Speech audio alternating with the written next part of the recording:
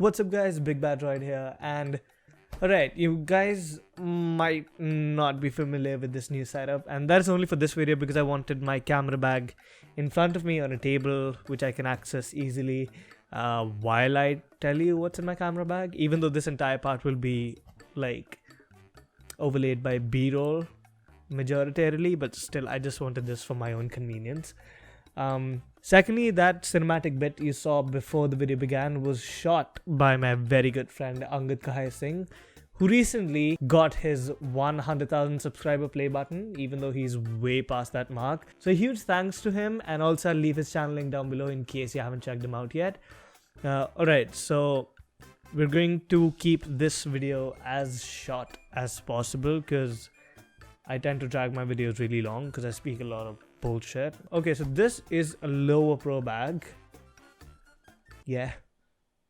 I don't know the name, but I'm gonna find this one or a similar one and link it in the video description. I'm gonna link everything in the description of the video, so make sure to go ahead and check it out if you find anything you like. Alright, so yeah, again, this is just a bag that I bought as soon as I walked into the store. I did not take note of the model number or whatever model it is, but I just found it to be really good for my day-to-day carrying, and it fits my gear perfectly, so that's amazing. That's all I care about. It's got some water resistance to it, so it's not completely useless. It's got these two nets on the sides where you can carry small tripods if you feel like, but I don't do that because you'll see why in a minute. I hope not in a minute. This is a bag. It's a good bag. It's spacious. It's got zips and it's got pockets.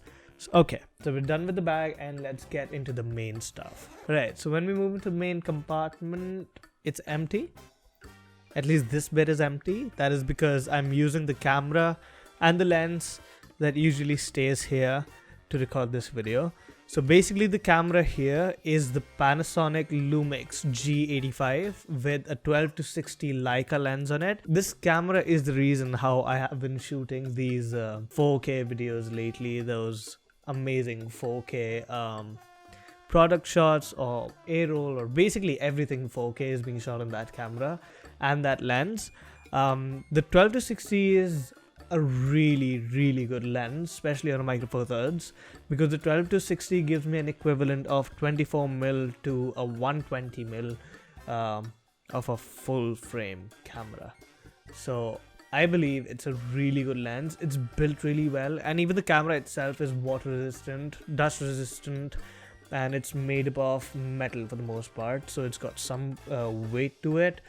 The lens and the camera are both water and dust resistant, by the way, and they're both built from metal like I mentioned just now. Alright, not taking any more time, I also have my charger in the same compartment, and I have this this mobile mount for a tripod because I do feel like using my phone sometimes, and I'm pretty sure you guys could never make out the difference between the B-roll shot of my phone and my camera, which is absolutely crazy.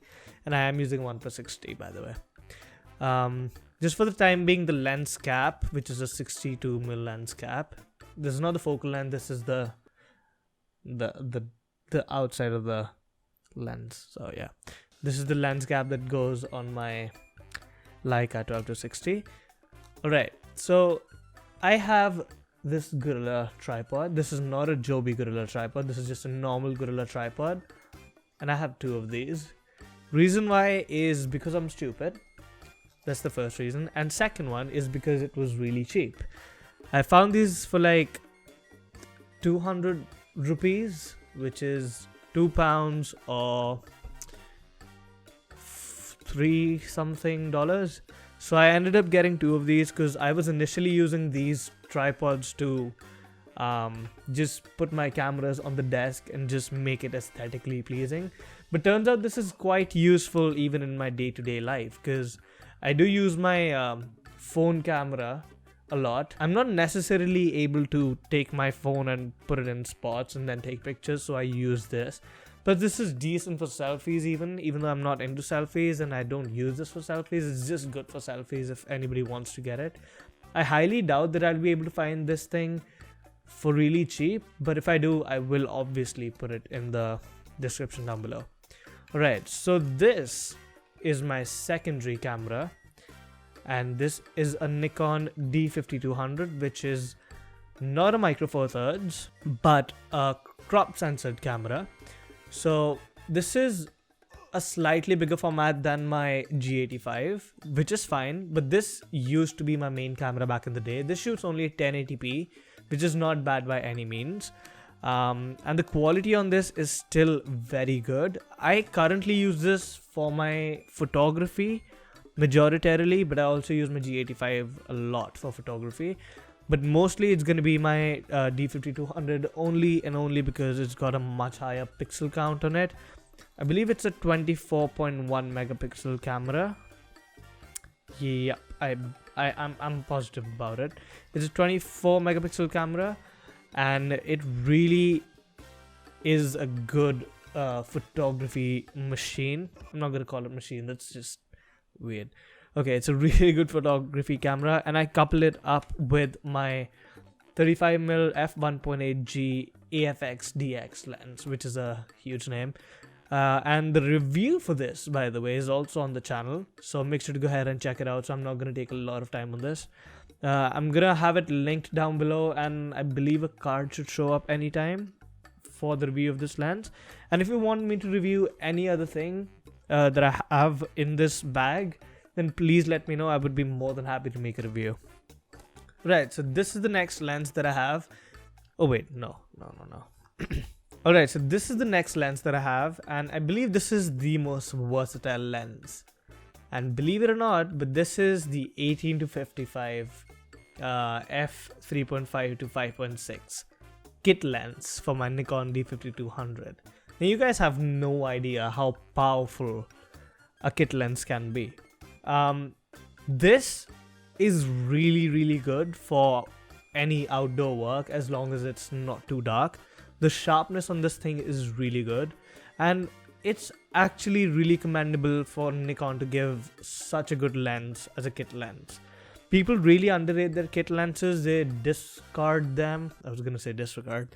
They discard them as soon as they get it, or they just don't get it at all if they have the option to, and they buy something else like this one. The only reason I got this is because I wanted to try a prime lens, and secondly I wanted something to shoot low light with. So since this has an aperture of f1.8, I can use it for low light photography, unlike the kit lens, which is a 3.5 to 5.6. And speaking of kit lenses, this is the Lumix 14 to 42 f3.5 to 5.6 for my G85. And being a hypocrite, I accept it, but I have not used this lens as much as I have used the kit lens on my Nikon. The reason I haven't used this lens is because of that aperture again. The lighting in my room is not the best, and I've tried to like this lens, and I've tried to use this lens indoors, and it just doesn't give me that good of a result. So the only way I have used this lens is for photography, because again 14 to 42 is like, what is it, 28 to 84 mm full frame equivalent on a micro four thirds camera. So the photography work this lens does is really good. It's a really sharp lens, and it's not very good in build quality. It's a really cheap lens, but it still gets the job done, and I still like it. I will never ever throw this lens away.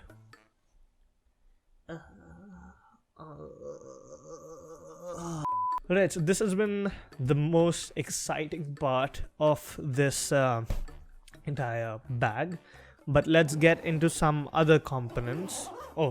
Some other zips and components.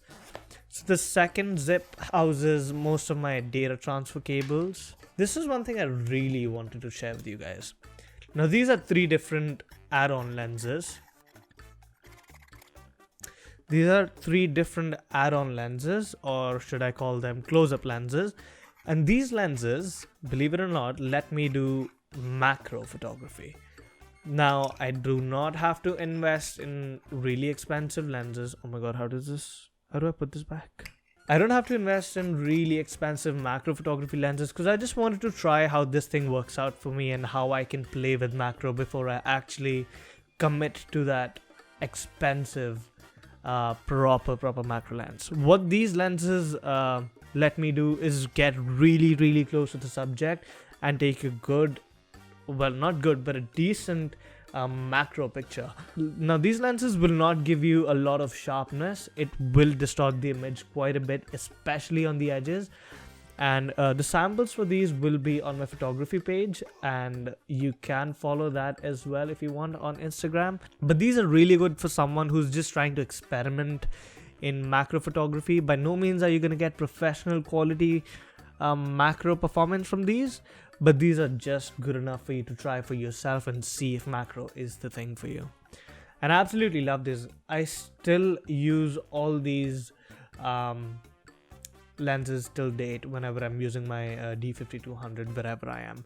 And these are three not necessarily to be used only separately. You can also use all of these together and just screw them onto the front of your lens, but this depends on the size of your lens. Like this clips onto my kit lens and my 35mm lens because they're both 52mm lens in sizes, so this fits those lenses. But if you know your lens size, you can opt in for whatever size close-up lenses you can get. But I will make sure to link these ones down below, which are 52mm size lenses.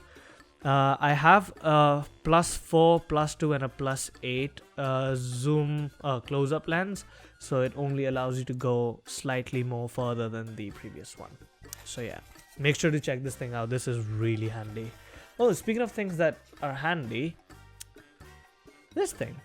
This is a Nikon remote, a wireless remote for you to trigger your Nikon camera. Of course, a Nikon camera needs to support Wi-Fi in order to do this, or like any sort of wireless communication. I believe so. But I will check it out and I will put something on the screen if I am wrong. So what this allows me to do is take pictures, take bursts, or just start recording video. This is just a handy little super duper inexpensive tool that I would recommend every Nikon user out there to have. And down here is just my cable for the charger. That's it. I do have a lot more space in there, but it's empty. I can still fill it up with a lot of stuff. Alright, so this is the final component. Oh my god, I'm in the final zip or the final pocket of the bag. And this is just a pocket. And this houses this little thing. And these are the most important things in my entire bag. Memory, of course. I have an OTG cable, which is outdated now, which I have to throw, by the way. I have this micro USB to USB-A cable so that I can just put a card reader in that and, you know, put these cards and transfer stuff into my phone if I have to. Well, when I used to. But now I do have a USB-C one as well. Hang on. Yep, I do have a USB-C one as well. This is also really inexpensive, but I picked it up offline. If I find something similar out there, I will make sure to link it down below. And the best thing is that it stays in my wallet. So, yeah. It's proper USB on the go. So this is an empty casing for the micro SD card, for the SD card that I have in that camera. This is one this is a micro SD card reader. So this is a full-size SD card, and I have a micro SD card over there. This just plugs into this one, and then I can plug this in wherever I want. Not wherever I want, but like in a reader. And then I have this 16 gig SanDisk Ultra 48 megabytes per second read-write card. Class 10, of course. This is my primary I'd say Nikon memory card, and currently my Nikon does not have a memory card because it's here. Alright guys, so this was the video. I really hope it's not a blunder because this was absolutely unscripted and really not prepared for. I just wanted to do this video because I just love my camera gear, and I love to do what I do. YouTube is one of the things I do. I am also a photographer, also a video guy.